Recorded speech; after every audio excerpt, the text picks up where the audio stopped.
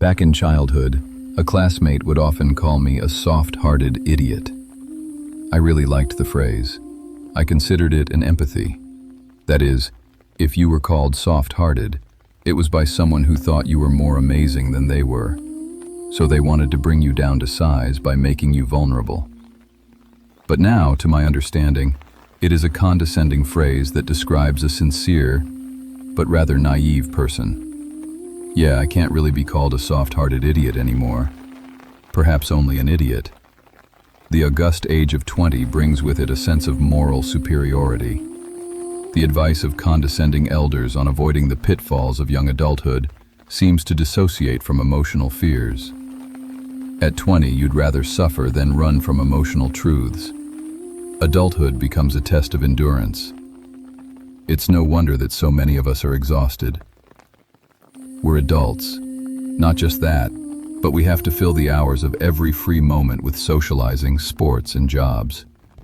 But the exhaustion doesn't just come from the sheer amount of rules and regulations that we as functioning members of society have to follow. It also has to do with the fact that our lives have been completely fragmented in order to maximize our potential as human beings. We live in a hyper-optimized society where we are told that our best years are those spent in college. The problem is that nobody tells you that you need a break before you get to enjoy the best years of your life. You suffer from everything from depression to anxiety and experience burnout before you even hit adulthood, because you're so busy running this marathon of grades and honors that you never have time to stop and think about what you actually want out of your life. It's tiring, to be so mentally far from the body you're physically in. It's tiring to feel this suffocating pressure so desperately to pass through the gates of adulthood, when all you just want to do is lay down, stretch, and rest. The idea of vulnerability can seem really scary.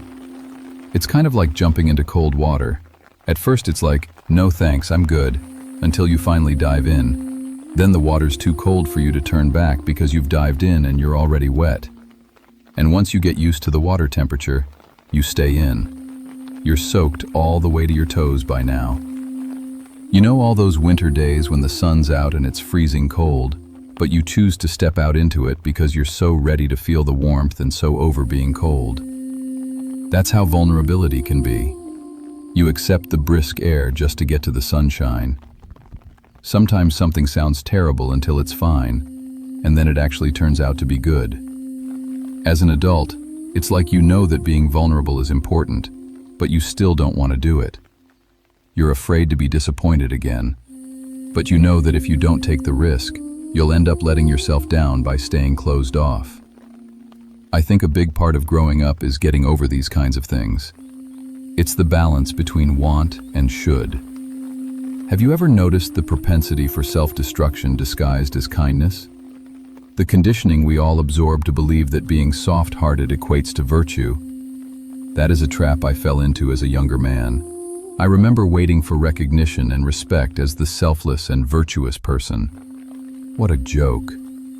The only way that your kindness can be taken advantage of is if you let people take advantage of it. That is why kindness isn't the best virtue. It is the only virtue. The rest are disguised expressions of selfishness. It's counterintuitive, I know, but kindness is only ever met with kindness. Everyone is selfish all the time. The desire for kindness is a selfish act.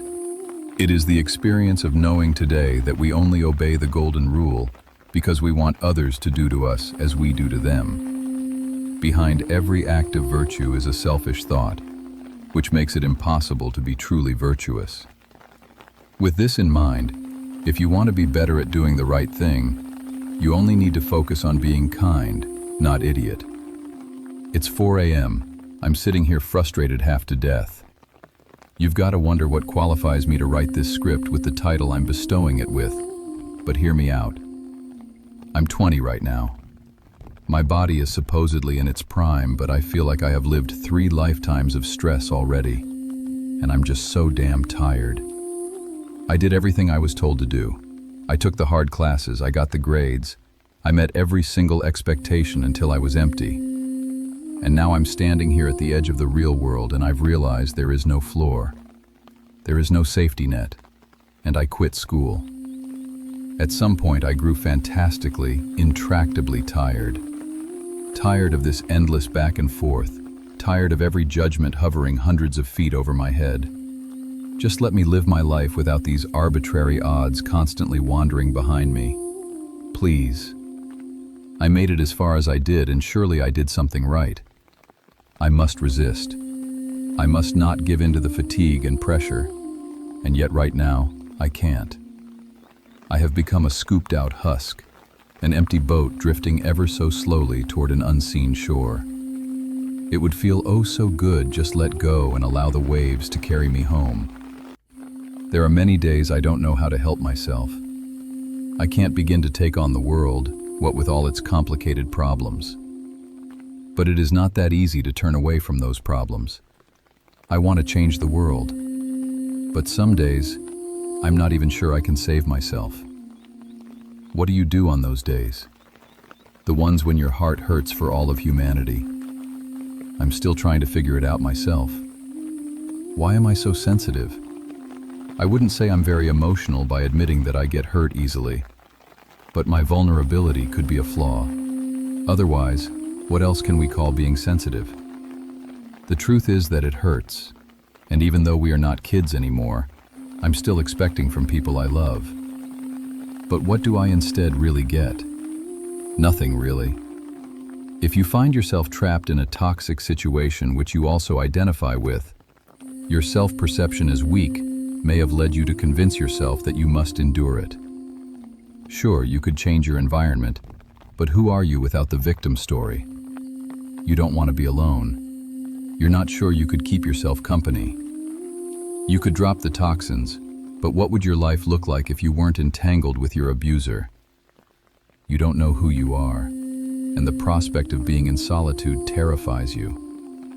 You may have underplayed the consequences of others bringing you down, but your tragedy is one of self-perception. Being aware of what you want to avoid is a business-as-usual route to self-perception, but having a sense of self-worth is where personal agency lies.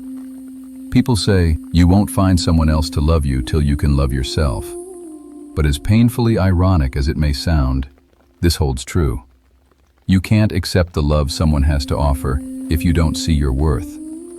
You may think that letting others love you compensates for your own inability to love. But this is akin to a child coveting their friend's toys. In a similar manner, one can only love another after they have loved themselves. If you don't see your individuality and entitlement to the gifts you desire, you may lose yourself to your environment. In the process, you won't be giving anyone anything genuine if you aren't whole.